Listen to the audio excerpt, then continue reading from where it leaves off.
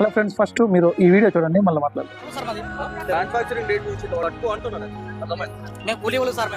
మీరు మమ్మల్ని అందరినీ తినబట్టారు కదా, మీరు ఎందుకు తింటలేరు? మేము కూడా తింటాం మేడం అప్పుడప్పుడు. అప్పుడప్పుడు తింటున్నావు. డైలీ చిన్న పిల్లలు పెద్దోళ్ళు తింటున్నారు. దానివల్ల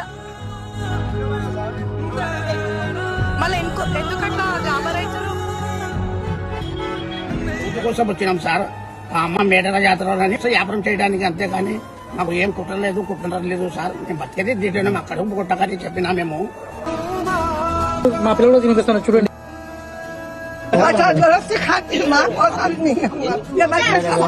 చిన్నపిల్ల మా పిల్లలు తిన్నప్పుడే మీకు వాళ్ళకి వెలుగోడు కబాబను ప్రత్యేకమైనది. 53 సంవత్సరాలు నాకు ఊహ తీసినప్పటి నుంచి మా ఇంటి పక్కనే మా బంధువులు లెక్క ఉంటాం. అంతే, ఒకరి మిత్రం కాదు, చాలా మంది ఉన్నారు. ఈ కవర్ ఎటువంటి పాపాయం లేదు. పాలు చక్కెర రవ్వ రవ్వ ఎందుకంటే ఈ మధ్య అది కూడా ఫస్ట్ నుంచి కలపడం లేదు. ఈ పాలు రేటు పెరగడం వల్ల వాళ్ళకి రేటు గిట్టాక రైతుగా ప్రవా కలుపుతాడు.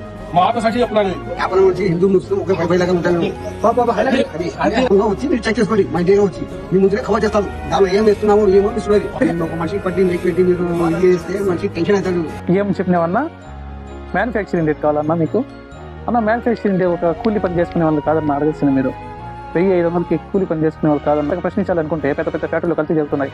అక్కడ పోయి మీ మైకులు పెట్టి ధైర్యంగా అడిగే మీకు ధైర్యం ఉందన్నా? లేదు కదా. అదేవిధంగా మీరు అంతగా ఇప్పుడు ఎగ్జాంపుల్ తీసుకుంటే సన్ఫ్లవర్ సీడ్స్ ఎంత కిలో? అప్రాక్సిమేట్లీ 290 to 300, 190 అట్లా కిలో సీడ్స్ పడతాయన్న. అలాంటప్పుడు ఆయిల్ 150కు ఎలా ఇస్తున్నారు? మీరు వివరిస్తారా? ఎట్లా మీరు చెప్పగలరా?